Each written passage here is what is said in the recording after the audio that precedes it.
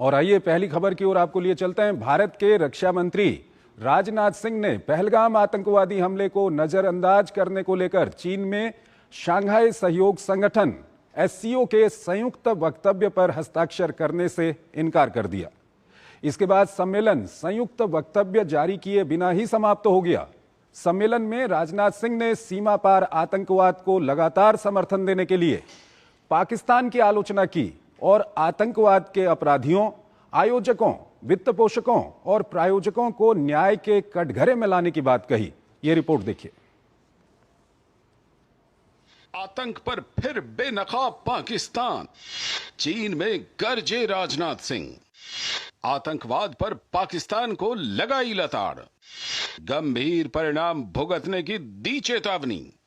आतंकिस्तान के नाम से दुनिया भर में मशहूर पाकिस्तान की ग्लोबल लेवल पर किरकिरी जारी है।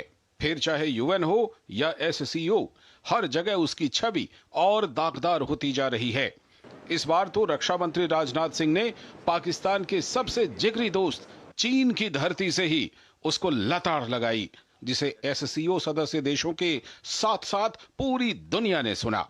राजनाथ सिंह ने शंघाई सहयोग संगठन की रक्षा मंत्रियों की बैठक में आतंकवाद को लेकर पाकिस्तान पर करारा हमला बोला।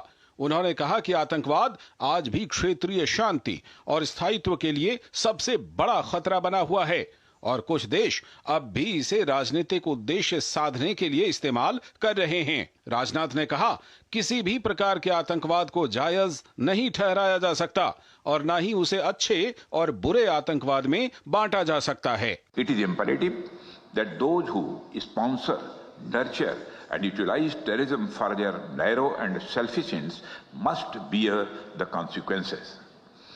Some countries use cross-border terrorism as an instrument of policy and provide shelter to terrorists. There should be no place for such double standards. SCO should not hesitate to criticize such nations. रक्षा मंत्री ने भारत की zero tolerance की नीति पर जोर देते हुए कहा कि सभी एससीओ देशों को आतंकवाद के खिलाफ मिलकर काम करना चाहिए।